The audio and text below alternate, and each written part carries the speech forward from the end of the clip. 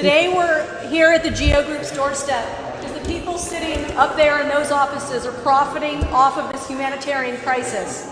Geo Group is the nation's second largest private prison company. They've received $2 billion from ICE over the last 5 years to run private concentration camps. Geo Group currently holds 11,000 innocent people in their for-profit camps. 11,000 innocent refugees, including children who came to the United States legally seeking asylum and a better life. That's not enough for Geo Group. Geo Group is actively seeking contracts to imprison more of our immigrant siblings, to tear more families apart, and to traumatize more children. And all of that suffering just to make a buck. But not today. Today we are here to disrupt business as usual. They need to know that never again is now. Never again is now! Never again is now! Never again is now! Some activists have linked arms here and on the stairway to interfere with their ability to do business as usual. There are also some people on the side of the building who are preventing people from going in and out. Look at who's gathered here today. Women, people of color, queer people, trans people. None of us would have had rights if not for allies sticking up for us at times in the past. And so that's why we're here today. Not because we're afraid that in the future ICE will come for us, but because what they're doing right now is unacceptable. Because they have human beings in cages right now, and because we, as human beings, won't allow other human beings to be put in fucking cages. I'm here because recently I saw some post that said you don't have to worry anymore about what you would do if you were living in the 30s and the Nazis were coming to power. It's whatever you did today. But knowing, for example, that even after a judge told the Trump administration that they could no longer separate families, that they continued and separated an additional 900 children who are being held in squalid conditions and maybe will never see their families again. I cannot sit at home. I can give money, I can organize, but it's time to get arrested. Hey, hey, ho, ho! Geo Group has got to go. Hey, hey! Ho, ho! Well, I'm a Gentile. I mean, I'm an American citizen. There's no real reason that I should be called to this other than I am a normal person that can do something, and I feel like I should when I have the time, or that I make the time to do it. I have a responsibility to use my citizenship to stand up for immigrants, and I can't stand idly by while I keep hearing about children dying, and it's enough. I have to be here. There are so many other groups in the United States who have gotten such a raw deal that to stand up sort of in your Jewish identity, Jewishly, is something people have not always been so prepared to do. Feeling like we've enjoyed a lot of privilege as white people, white passing people in America. And Geo Group, by contracting with our government, by allowing themselves to be paid billions of dollars to put innocent asylum seekers and their children in cages, Geo Group is just as guilty. And the workers of Geo Group, I have a message for you. I know you tell yourself that you're not the one making the decisions. I know you tell yourself that you aren't the one guarding the prisoners at the camps because, hell, you just do graphic design. I have no comment. But a machine cannot operate without its cogs. A machine cannot operate with the people at the bottom willing to actually operate it. It doesn't matter what decisions your CEO makes if his employees refuse to carry them out. It gets to a point when you see that someone is dying in your camp, when you see that your company is telling investors about the wonderful opportunity to add 5,000 new beds to its facilities in the upcoming fiscal year. And you know what those beds mean. You know that every bed your company adds is just another innocent asylum seeker who will be put into a cage. 29% of Geo Group revenue comes from ICE for contracts for putting innocent asylum seekers in cages. That is directly paying for your entire life. So to GEO employees, I say, quit your fucking job. They are putting so many people into prison, but worse than that, they're funding all sorts of political leaders to further their goal of just making a lot of money. It's pure greed. We will build this this world with love. Have you ever been arrested before? Not yet. And how are you feeling right now? Perfectly fine. Not at all nervous? I've never been arrested before. This is brand new, but when times get this bad, I might be a grandfather one day. I might have grandkids who are like, what did you do in the late 2010s? I need to have an answer. I feel very supported by everybody who came to demonstrate today, and I'm at the moment a lot less nervous than I expected to be. A little nervous, you know, but I'm not. I get to go home and sleep in my bed tonight. I'm not going to stand in a cage. I'm not going to be. I don't have my child torn away from me. You know what I mean? I know where my kids are. Everybody here today had a choice to make.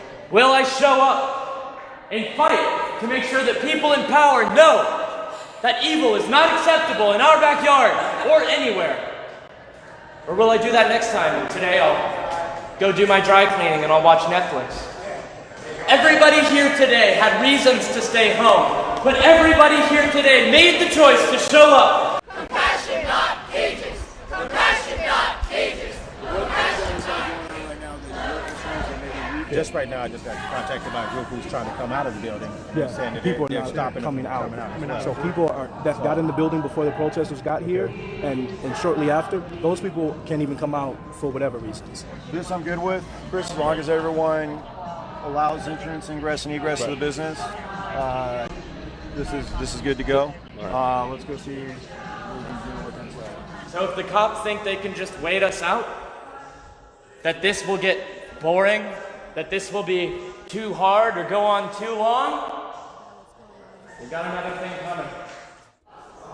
Being a child, growing up, never knowing your parents, never knowing if your father was murdered by a border guard, never knowing if your mother was abused by a border guard, never knowing where your parents even came from, who they were, only knowing that they were taken from you because they risked it all to give you a better life, that is hard. Being trapped in a cage, not knowing if your friends or family or kids are still alive, that is hard. Being an 8-year-old, taking care of a 2-year-old you've never met before because nobody else will, that is hard. Being a white person, for me, showing up today here and doing a direct action, pretty fucking easy. We don't do anything with content of speech. That's your First Amendment protected right. Time, manner, and place does come into effect in terms of where you can be and where you can't be. Okay. So this is a business that's private property. What I don't want to do is I don't want to give you an arrest record. Sure. I'm asking for your voluntary compliance. You can be out there all day long and live to see another day to do this. I totally appreciate your patience and your commitment to supporting the First Amendment rights of protesters. That's extremely important, and I appreciate that all of y'all do a tough job, and we really appreciate all the work you do. Okay. Thank you, sir. So can I get you to go outside? We've been asked to leave. We've been asked to follow the protocol because we're allowed to protest out there. And that sure would be nice for the people who work in here. Really would be convenient for them. And it's so inconvenient to be locked out. It's so inconvenient not to be able to get to your offices. But do you know what's more inconvenient than that? Being shoved in a cage after watching an ICE agent tear your baby from your arms. That's pretty fucking inconvenient. It's inconvenient to be a child trapped in a cage filled with guards who don't speak your language, not understanding what's going on, being denied food, being denied health care, being denied dignity and decency, and an acceptable human life. Sir, move. You don't want to move. So now we've gone beyond failure to disperse. I need to go in here and he doesn't want to move. That's obstructing a police officer in the course and scope of my duties because I'm trying to talk with people in management here. So he can either move or I will move him. There is no other choice you can make. No, we will not be moved. Because we know that only by standing here can we show those in positions of power that we are willing to stand here. And unless they know we're willing to stand here, they won't be afraid of us, and they will continue doing what they're doing. And what do they want to do? They want to keep making hundreds of millions of dollars a year, putting innocent, legal asylum seekers into cages. They want us to leave because we prevent these companies to getting to work for a day, while these companies put people in cages for months, while these people tear families apart forever. They want us to leave because we prevented work from being done for 6 hours. We're the enemies here, aren't we? Never again is now. Never again is now. Never again is now. To people watching in horror who do care, to people watching in horror who are sitting there on their couch wondering, this is awful, but what can I do? How can I make a difference? How can I change anything? I'm just one person. I tell you, you can make a difference. By standing up and showing that you care, you make a difference. By attending a rally, you make a difference. Because I was just like you a month ago. All I was doing was walking to dinner with my girlfriend, and we were saying, man, it sucks. What can we do? And finally, we just Googled it, and what do you know? There's an upcoming protest. And that was the Never Again action in Orange County. So I went to that, and I saw, oh wait, this is just regular people like me who care who are doing this. They're just my friends and coworkers and me who have decided to actually stand up. They're people who decided that they cared more about going to a planning meeting and making signs for protesters, even if they couldn't show up the day of, because they cared more about protesting evil than they did about going out to the bar another time with their friends. And if you're a liberal who likes to criticize Republicans for tweeting out thoughts and prayers after a mass shooting, but you refuse to come to an actual action and protest what's happening to the 50,000 immigrant families trapped in cages, then you're not doing anything any different. A tweet makes no more difference than a prayer, unless that tweet leads people to show up the day of. All you have to do is show up. All you have to do is be here. I grew up knowing that this phrase, never again, means that we do not want another Shoah, another Holocaust. And I never knew until now, until Trump was elected, what that really was going to be used for. We can't call these concentration camps. The Holocaust is so sacred nothing can be compared to it. I think the opposite. Everything should be compared to it, or we've learned no lesson from it. The growing rise of fascism right now is exactly why we had that phrase, never again. Before there were hashtags, we were saying, never again. And so we're saying it loud and clear as the chant goes.